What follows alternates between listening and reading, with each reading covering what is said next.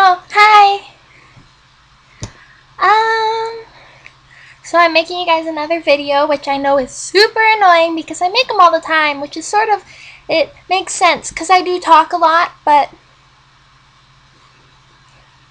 I forgot what I was saying. But you guys asked me questions this time. Well, I asked for them. Instead of just sitting here being like blah blah blah blah blah blah blah blah blah blah blah, I'm answering things this time. So, because my glasses don't really help me read. They help me for distance sort of things, but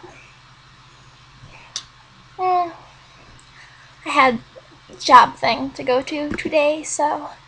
Alright, Shelby asked, well, she didn't ask, she commanded. Since when do I take orders? No. I don't know if you're going to be able to hear any of this. I talk really quietly. I hope you can hear this. List the reason why you love me. You forgot an S there, Shelby. I'm very disappointed. Look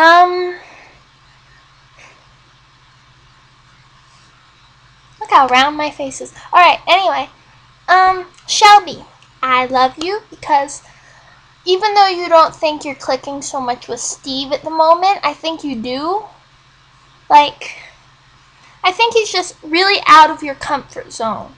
So you're more paranoid. And also, I think you need to stop being so worried. Like, about what other people think. But I sort of really like that about you. That you worry about that. Because I really don't. I'm just sort of like, fuck it. If they don't like me, fuck them, fuck them, fuck them. Cursing is weird for me. So I love that about you, that you're so conscientious. I think that's a word. I probably write it a few times. See, my hair, it's all short now, and I have like these few bangs are right there, and they're like little Superman curls. But they're not. I like them to go back. That's why I wear headbands all the time. Anywho, other reasons why I love you. Because you're so cute. You're just like this little adorable little baby Canadian, and I just want to eat you up. Yes, I do. I just sounded really southern right there. But anyway, so, and plus, you live, where they film, like, Supernatural and Once Upon a Time, which really isn't a personality trait of yours. I just like that about you. I can't sit still. Hold on. Yes, I quite like the glasses. Anywho's, and I love you because you're so nice, you're so pretty, and you're just a muffin. You're a muffin. You're a blueberry muffin. I'm a lemon poppy seed muffin, if anyone asks. It's really cold in my house today, so I'm all bundled up. Makes me look sort of chubby, but I don't care. And I got my scarf.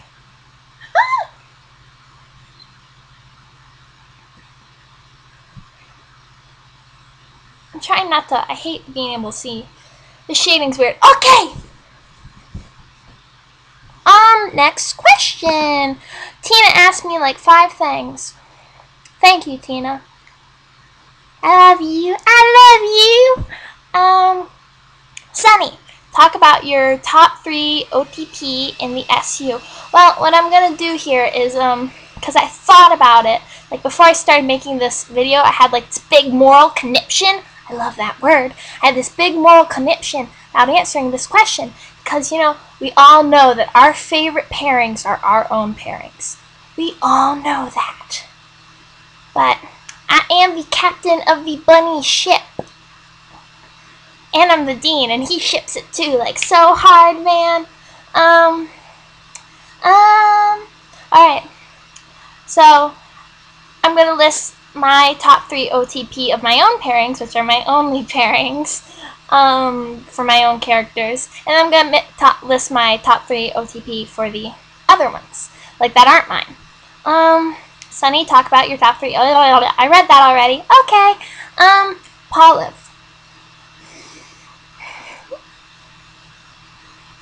love Paula.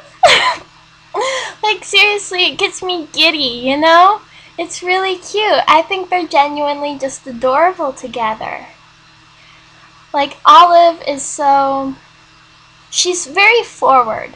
And I like that about her, because I'm sort of forward, but she's very emotionally forward, which I like. It also fucks a lot of things up, but, you know, it's still good quality to have in a human being. And then Peter is just so, he's awkward, he's sweet, he's goofy. And I think Olive would really, as he opens up to her, she would try really hard to bring him out of his shell, but she'd understand that it may only be limited to being with her, that she gets him out of that shell. Like her trying to get him to socialize. He would do it, probably, a little bit, but he'd still be like sitting in the corner of a party while Olive's just bouncing around everywhere. And she would get that, and she would go over and she would sit with him, and she would just talk with him and fawn over him. I really think she thinks he's just adorable. Like, she just thinks he's the sweetest thing, and she never really got to interact with guys like that, who are just sweet and weren't after her for anything crude. And she finds that really refreshing in him. And I really do love Paula. And they're very cute. And so, this isn't really in order either, my list of the top threes. I'm going to go in order of how they were born. Like, which came first. So then it would be Junk. Junk. I love that name. It's like Kronk. You know? Right. Right. I can't do the deep voice. But, you know, Kronk's theme song just got stuck in my head, where he's up against the wall and he's like, da da da da da da da da, and the guys are walking. Oh, I love that movie. Don't you love that movie? I think we all love that movie. I love it more now, especially because Cusco's like Loki in my head, and that's never gonna change. Anyway, Junk. Oh my god, how long is this video already? It's 7 minutes and I'm only on the second question. Okay, I'm gonna go fast. Okay. So I love Junk because Josh is so rough and tumble, but he's really a sweet guy. He really is. He's a bit of a teddy bear. But he really has to care about you to show that. And the people he cares about are Victor, Henry, Matt, Hope, and he does like Betty a lot too. He thinks she's very sweet, but he is a bit more sexual towards her for other, like, because it's him. And he's very he's like Tony for Olive with Hope and Matt. Matt too. Matt's the baby. He's the baby. I love Matt. I love Junk and I love Henry. I'm sort of in love with Henry personally. He's such a sweetheart. He's like he's a little goofy, he's a little awkward, and Josh is just he's weak around him, sort of, you know? He's sort of, you know how when people say, I hate OCs, or I hate these ships because that person makes this character act like somebody else? Well, that's what happens when you're in love. And I think with Junk, you can really, really see that, you know? Because Josh wants to be a different person for Henry. He doesn't want to be this angry man who hates himself because of his sexuality and because of his anger issues. He wants to be somebody that Henry can say, I'm proud that I'm with this man, you know? He really does care about him. And that's going to develop more, I really do think, because... you know, it's always said in Josh's bio that he just doesn't know how to prove that he's a good guy. And well, I think Henry can help him, because he'll prove himself for Henry. Okay, other of my pairings. Rack.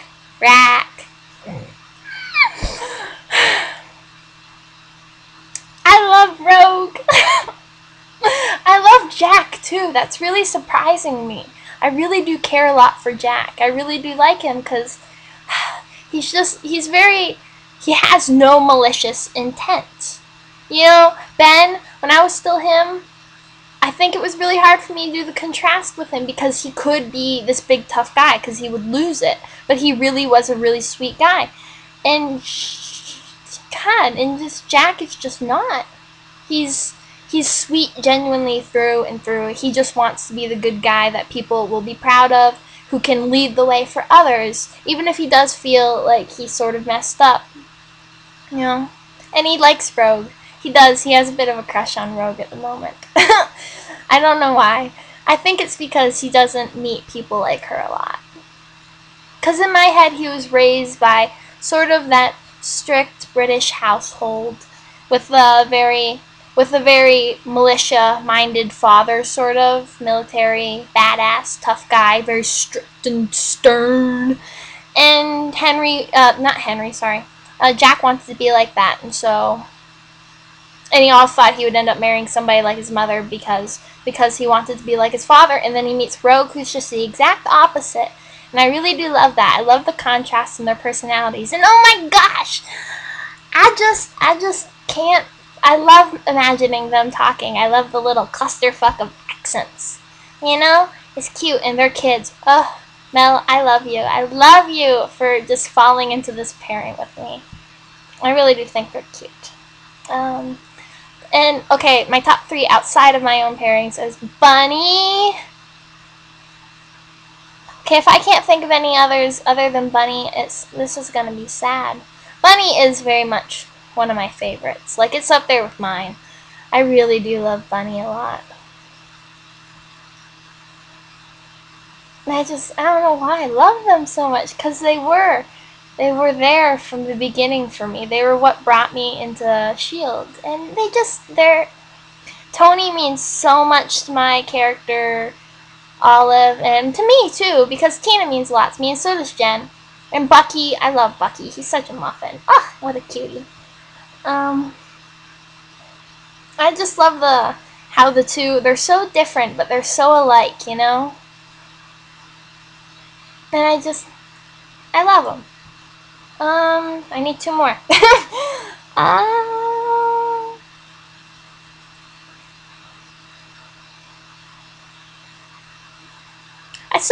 I like Hope paired with anybody. I think I should add that, especially Olive too. I love the things that Alex writes for Hope. It's really cute. I thought I should just add that. Vaughn, Wagner. I really do like them. My inner Josh really likes them. I think they're cute together, and I just love the idea of Kurt being the guy that Victor would fall for. You know? Because I do think Victor does have that softer side to him, but he doesn't like showing it. And Josh knows about it, because it's Josh. But I think he needs to show somebody, and that's my inner Josh talking, who's like, just wants his friend to be happy. So, I like them. I like them a lot. Thinking of all the pairings. Will anybody hit me if I say Cherik? I don't care if Olive was the guy that our old Eric went with. I don't care about it anymore. That feels great, because I thought I'd be forever bitter and hate the guy whoever played our new Eric.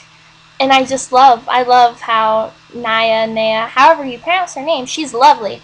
I love how she plays him, and I just love messing with him, and I think they're really cute together. And my Raven is very proud of them. But I need to get on more. I do love Raven a lot.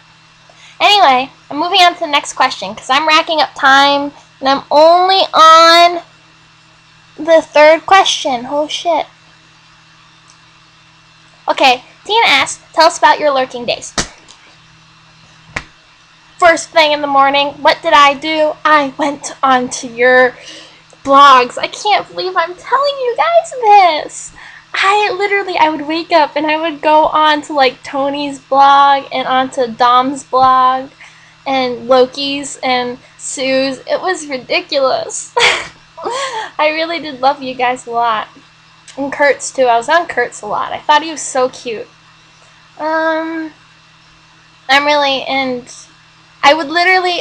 I daydreamed. I have this thing called maladaptive daydreaming, which is where you literally can't stop, and this roleplay has helped me a lot with that. And so, I would literally, before I went to sleep at night and during the day and in classes, I would daydream about, like, what would happen if I auditioned Olive and got in, and it just doesn't compare to how great it's been. So those were my lurking days. I was very addicted to the role play whenever, and I would check the mod blog all the time to be like, what's happening? I wonder what they're saying. I wonder if they added any bios. I was so dappy over it.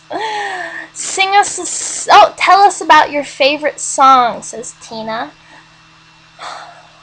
Oh my god, my favorite song. Here, let me go onto Spotify, see if I can find one. I have so many. I've been listening to Coldplay a lot, but only their song Fix You, because they played it while I was in the hospital all the time during music therapy. Oh, I loved it. I put it in my junk playlist, because it fits.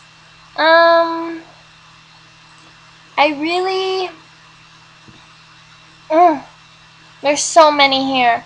I love Without You by Lana Del Rey, because I don't know, I think it's because she mentioned China dolls, and I love China dolls, and I love that visual that I get from that song. With or Without You, oh, that's one of my favorites by U2, and Love Is Blindness, which is originally by U2, but I like the Jack White cover a lot more. I also like Apple Blossom by White Stripes, because, that used to be me and one of my boyfriend's songs, but we're really good friends now, and after I came back from the hospital, he played it in the car for me all the time.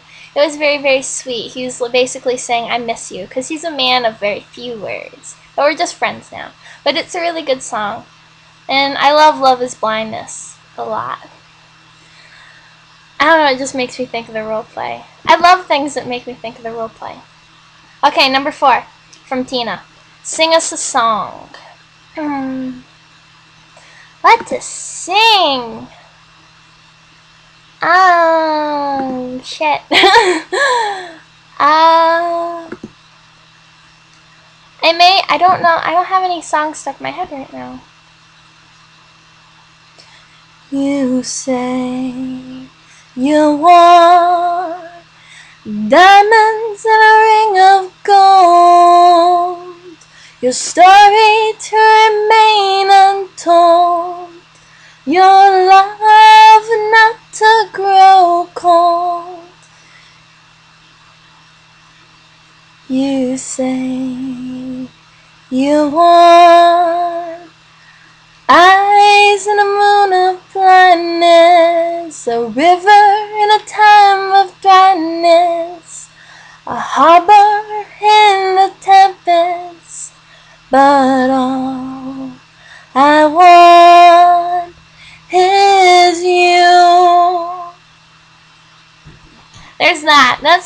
That's like snippets of All I Want Is You by U2. Yeah, I totally messed up the lyrics. Here, I could sing Tiny Dancer. I could sing, da da da da da da da da da da. This has been stuck in my head for like 20 minutes now. Longer than 20 minutes. I have horrible judgment of time.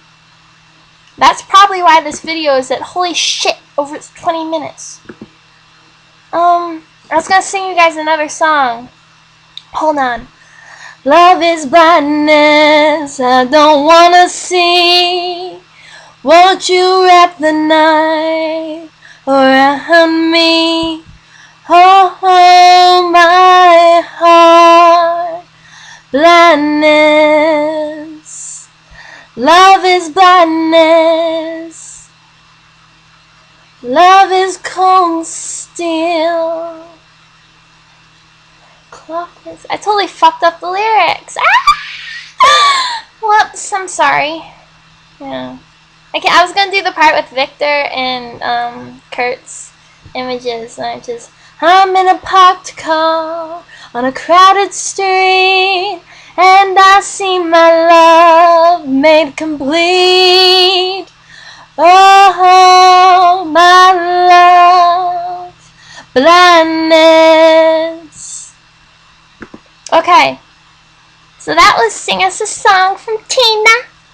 Give Us a Kiss is our last one. Mwah. Mwah. I love you guys. I really, really do. So, mwah. I'm actually wearing lipstick. But, okay. So, what was the next one? Make up a poem about your OTP from Shelby. Why did I write Sherby?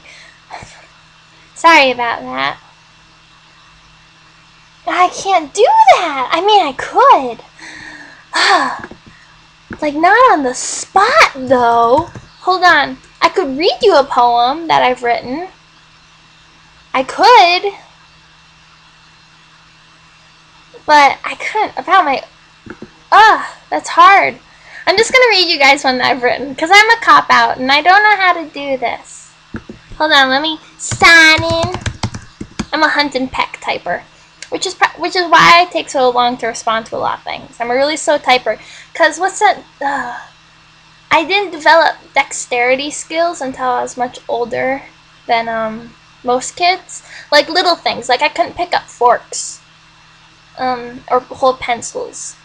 And I couldn't point either. That was weird. I would have to go like that because I couldn't point them all. I wrote one about Marilyn Monroe. I can read you that. And I'll read you another one that I really, really like. And I got a really good grade on it. It's called Monroe. Touché to the digits hidden in the pure white glove, to the smooth red nails that claw, push, and shove. Touché to those signature cherry lips, rounded to match the curve of her hips.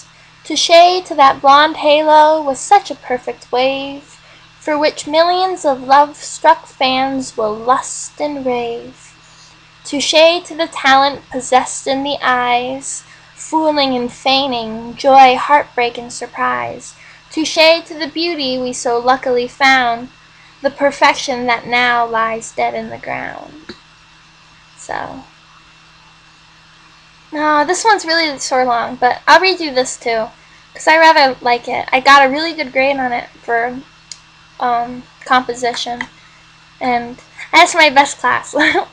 Mirror, mirror on the wall, will you tell me how I'll fall? Will I fight or will I cry? And what will I wear when I die? Will I be bloody, battered, and bruised, or will I wear something rouge? Mirror, mirror on the wall, will my headstone be short or tall? Will it shimmer in the sun, and can my funeral be rather fun? Will friends cry in the pews? Will people wear their Sunday shoes? Mirror, mirror on the wall, will I be the fairest of them all? All the corpses in the yard, all the bones brittle and hard. Will my hair turn frail to dust? Or will my eyes be no more than rust? Mirror, mirror on the wall, oh, will you tell me, once and for all? Will they dance and sing on my grave, or will they hold a grim parade? Will I finish my final conquest? Please tell me I die the absolute best. And I actually did sort of write that in Allah's perspective. So it sort of works, I don't know. Sorry. Okay, God asked me. OMG, Sonny, tell us a bedtime story. Okie doke, kids. Hold on. I'm totally cheating here. Ooh, ooh, oh, it's way over there. Ah! Okay, alright, I should just do something else, but I really want to... Okay, once upon a time, there was a huge castle, and it held millions of rooms. And they were vast, and they were beautiful, and the princess of that castle, Dean, said that I want the most beautiful and the most talented to live among me in this castle. And so they scoped the land, Dean and his knights, testing and trying different people to see if they were worthy to live in his castle with him.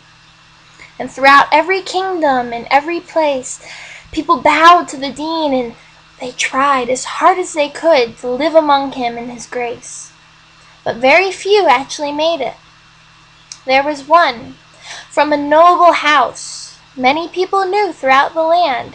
He was sly, he was cunning, he was tricky, he was devilishly handsome, which caught the Dean's attention.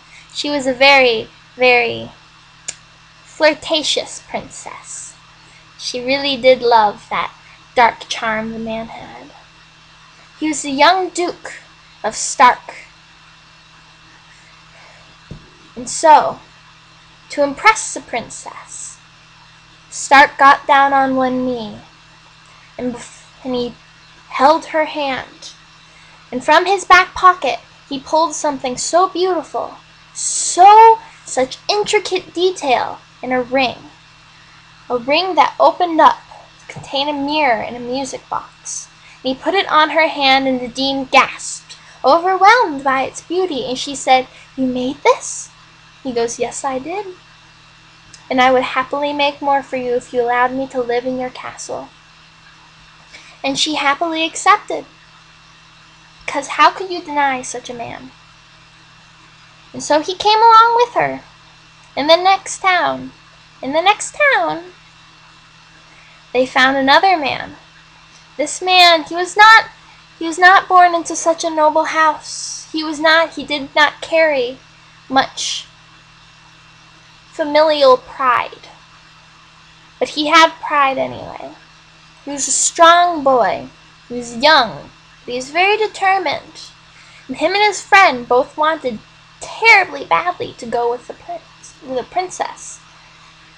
And the dean, she was quite taken with his friend, who was a tall man, athletic, talented. He wasn't the smartest, but he was very kind-hearted. She was quite won over by him. His name was Stephen. And so, from the second she laid eyes upon Stephen, she said, "Sir, you must come with me into my castle. I would be honored to have you as a guest in my home." And Stephen, being the gentleman he was, would not refuse a lady in such an opportunity. So he went.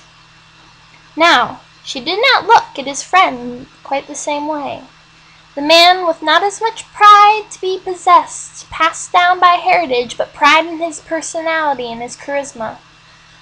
His name was Bucky. So, she did not look at him in the same way. Sure, he was pretty, but he did not have a name to be recognized by, merely a friend. And so, he was told that he could not come with. And it broke his heart, as well as Stephen's, to see that they would no longer be together. They are very close friends. And Stephen asked the princess. He begged her to let his friend come, but she was quite stubborn on the matter. She was certain that she would fill up on rooms too quickly. But the man that she had brought with her, the man of such a proud name, of such elegant stature, saw this boy.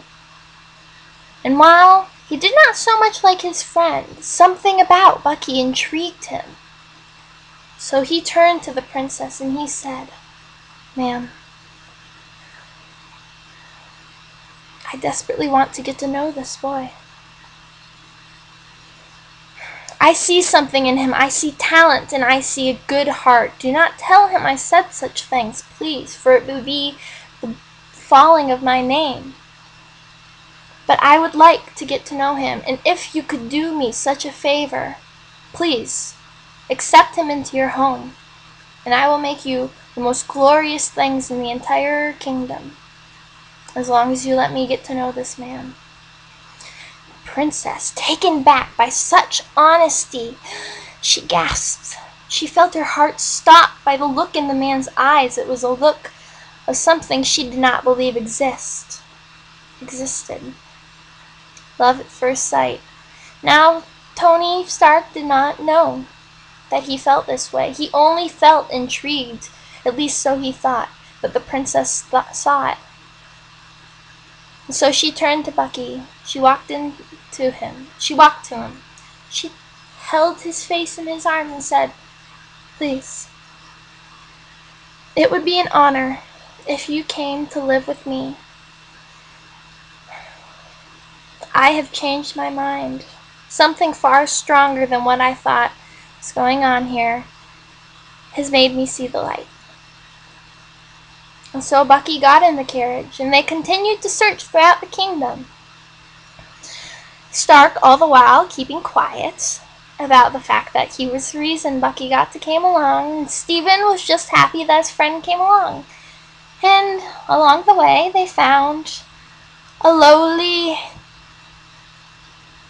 waitress who really could not find a talent in the towns. She preferred to dance in the forest.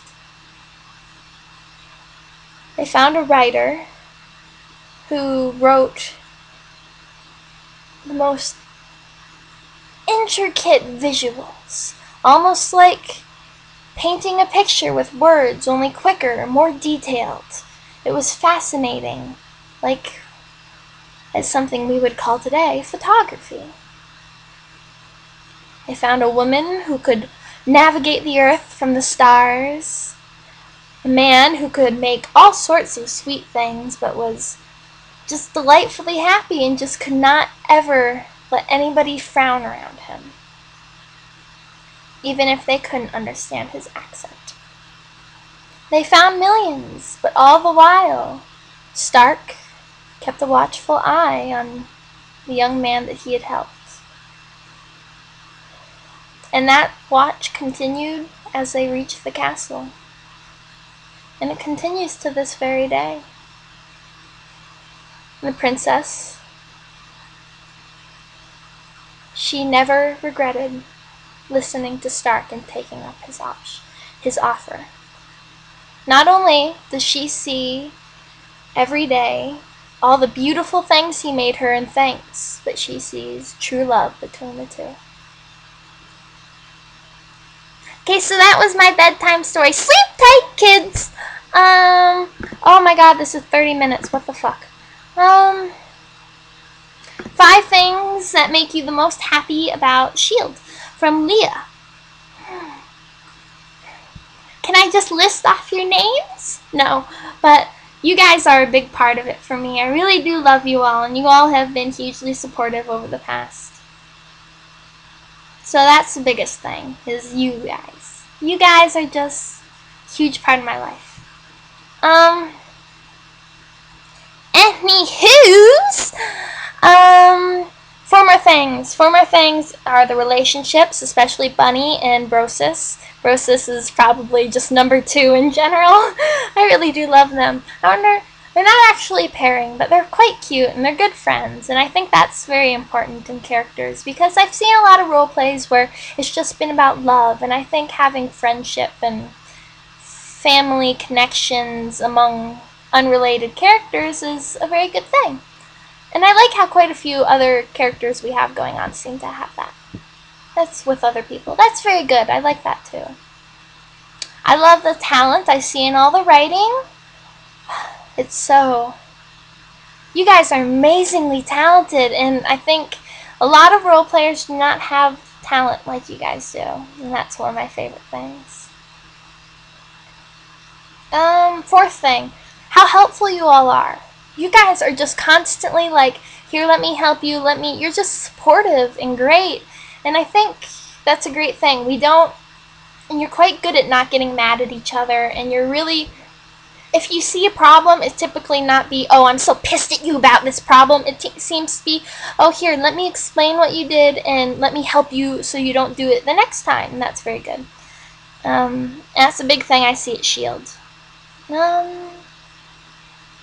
Can I say how pretty all the face claims are for the last thing? Because that's what I'm saying. They're so pretty, I just can't. If you could pick, this is the last question. If you could pick 5 S.H.I.E.L.D. students to survive on a desert island, with who would they be? From Celia.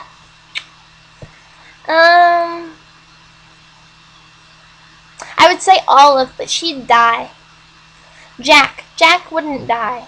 He's very resourceful. So I would like him to be on the island, probably with Tim.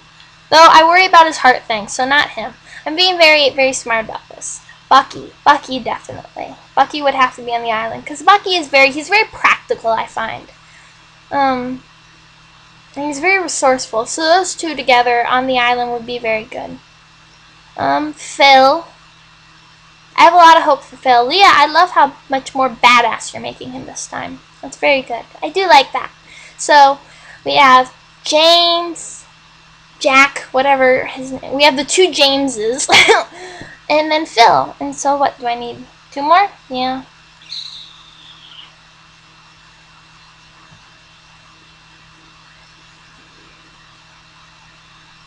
Huh.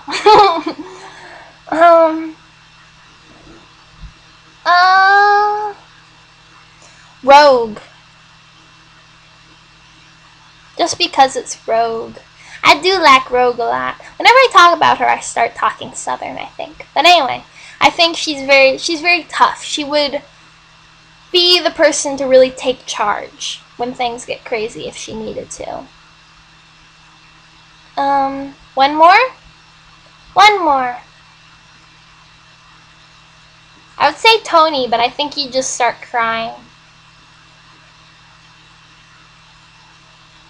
Oh wait, Tony, because people would come after and they'd come looking for Tony. But if I can't say Tony for that reason, then who do I want to survive on the island? Can I put me there? No. You know what, this video is too long, I'm just gonna say Tony, fuck it. People would come look for him, I think. He would have good resources, he would have... It's Tony Stark, he probably has a chip planted in his neck that he doesn't even know about. But anyway, is this... Holy shit, it's almost 40 minutes long. I'm so sorry. Let me close. I love you all, and I love the role play, and I just love talking to you all. And, oh, new baby, you're so good. Love you. By that I mean Brianna. I love, Timothy. He's very sweet. I'm very happy to have another howler. And I love you all so much, so, bye.